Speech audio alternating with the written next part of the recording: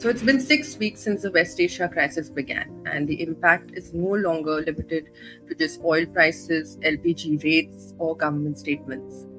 It is now showing up in everyday life across India, even if much of it is missing from mainstream conversation. Home kitchens are running out of gas, restaurants are shutting early, auto rickshaws are lining up for hours at LPG pumps. We are already seeing overcrowded trains carrying migrant workers back to their villages. For millions of workers, the strain goes beyond fuel shortages. The cost of living is rising, daily expenses are climbing, and incomes are not keeping pace. In Noida, for example, demands for higher minimum wages escalated into violent protests. But this is not just about wages. Workers are also demanding better working conditions as another punishing summer begins, intensified by global warming. And the risks continue to grow. With the possibility of an El Nino between May and July, India could see a weaker monsoon, pushing 2026 towards becoming one of the hottest on record.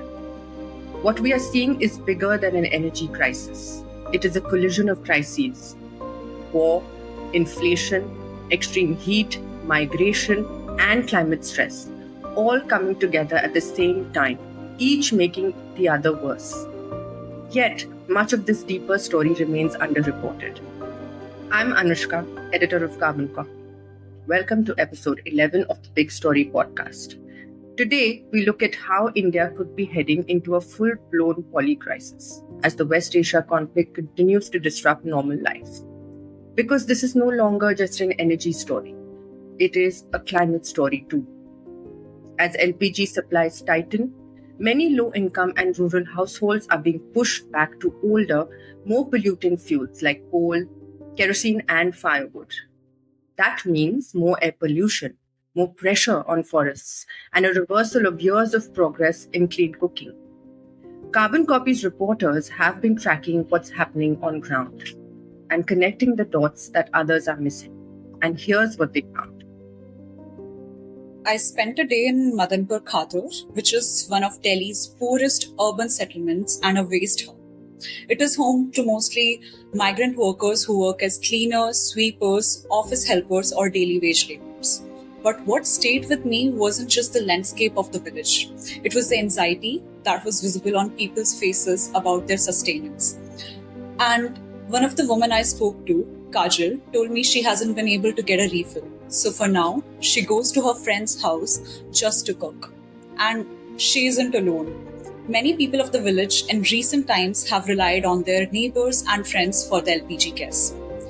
Another woman I spoke to, Anju Devi, told me her husband has been buying 1 kg of gas every day from black market, illegally at rupees 300 a kilo, which is simply not sustainable for her, as she told me that her daily income is about 400 to 450 rupees a day. So almost everything they make is going into just getting enough gas. And a kilo lasts maybe just 2 days, which is why for many families here, the choices are also narrowing. Either they leave the city and return home, or stay and survive on expensive gas or firewood gathered from nearby woods. But even that choice isn't simple here. So one of the women I was talking to told me that what will she do going back home? Even there, she depends on LPG gas. That same strain is also visible a few kilometers away from the settlement in another urban village called Kalkagadi. One of the residents of the area told me his family recently paid 4,500 rupees for a cylinder, which is 3 times the official price. To cook, they have started stockpiling firewood. Sometimes they pay rupees 90 a kilo for it. And they have now also started going to nearby parks to collect the wooden logs. The impact is just not limited to houses anymore. It's also impacting the livelihoods in these urban villages. Saif Sheikh, who runs a tailoring shop in the area, told me that he's struggling to keep his business on hold because workers have gone back home and they can't afford gas anymore. And even eating at roadside dhabas for them is getting too expensive. In recent weeks, around 10 to 15 shops in the area have also closed down, and many of them were run by migrant workers who have now left the city. Paridhi is right. The shortage has reached rural India as well. It is most prominent in the Sundarbans in West Bengal. There the majority of the islands are accessible only by boat, and LPG cylinders have to be ferried there by boat as well. In the village of Dulki on Gosaba Island, almost every household had made the switch to gas for cooking. According to Raju, a local resident, they have not seen regular LPG supply since mid-February. But now, with the LPG unavailable at regulated prices, they have now shifted back to firewood. According to Raju, villagers are only collecting firewood, fallen leaves, and twigs from nearby forests. And forests are not being cut as of now. With the unavailable LPG, the pressure is building. Gosaba has been the site of concentrated mangrove reforestation work for many years. If that changes, it won't be easy to undo. In other parts of India, the downward spiral into deforestation has already started. Take the village of Bhimbetka in Madhya Pradesh, where villagers have been using subsidized gas for 5 years. But with the LPG crisis, they have now shifted back to wooden stoves. Every morning, villagers now head into the tiger reserve with axes and ropes to get firewood illegally. 5 years of progress reversed in a matter of weeks. In urban India, however, the crisis carries the same weight, but the intensity is different. In Kolkata, for example, auto drivers are spending hours queuing up at LPG pumps, sometimes throughout the night. I myself saw close to 600 autos lining up at a pump late at night. The small eateries, they are shutting down or scaling back because the cost of running a kitchen has become unmanageable. This in turn has had a ripple effect on fish demand and price, which is a lunch staple across Bengal kitchens. At Garyahat Fish Market, one of the prominent markets in Kolkata, a fish seller told me that eateries which used to buy 6 kilos of fish daily are now taking only 1.5 kilos. Fewer restaurants open means that there's less demand for fish, which in turn means that fisher folk are taking a hit as well. That's how far down this chain goes.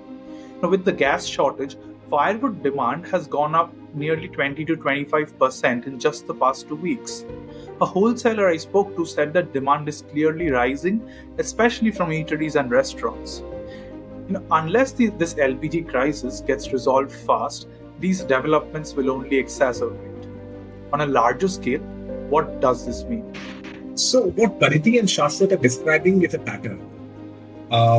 When official systems fail to deliver, the informal economy is going to step in. And that is where we see black market gas, illegal refilling operations, selling gas by the kilo, selling half-filled cylinders at twice the price. The informal economy is resourceful, it feeds a real gap, but it's also dangerous. There have already been explosions from illegal refilling. I have seen mixed reports from Daltonganj, from Surat, which are talking about precisely such sort of illegal symbols.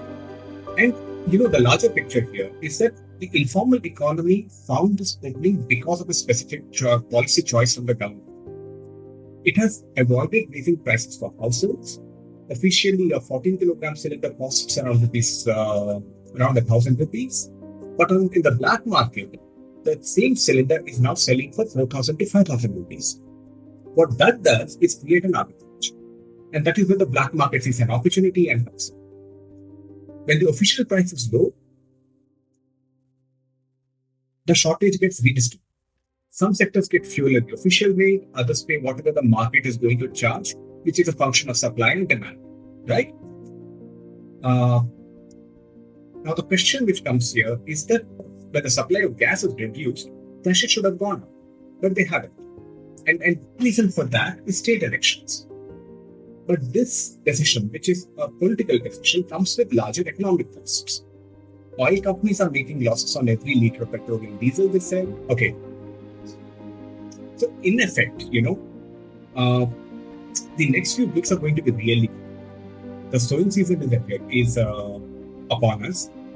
We need diesel for irrigation pumps. We need gas for fertilizer production. But we also need diesel and gas for a bunch of other factors. And at some point, the government will struggle to balance its countervailing moves. And that is where the kind of chaos that we are seeing right now has its roots.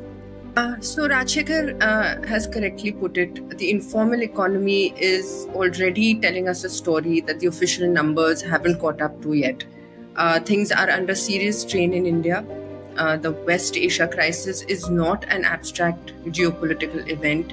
It is showing up in how much a day's wage a laborer spends on food.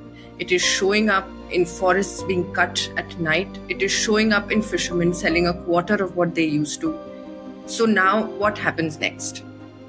Will the informal economy save the day? How much will fuel prices rise after the elections? What happens to reforestation gains and India's net zero ambitions? What happens to cities if migrants head home? CarbonCopy will keep reporting. Thanks for watching. And if you like this episode, subscribe to our podcast and our fortnightly newsletter through the links given below.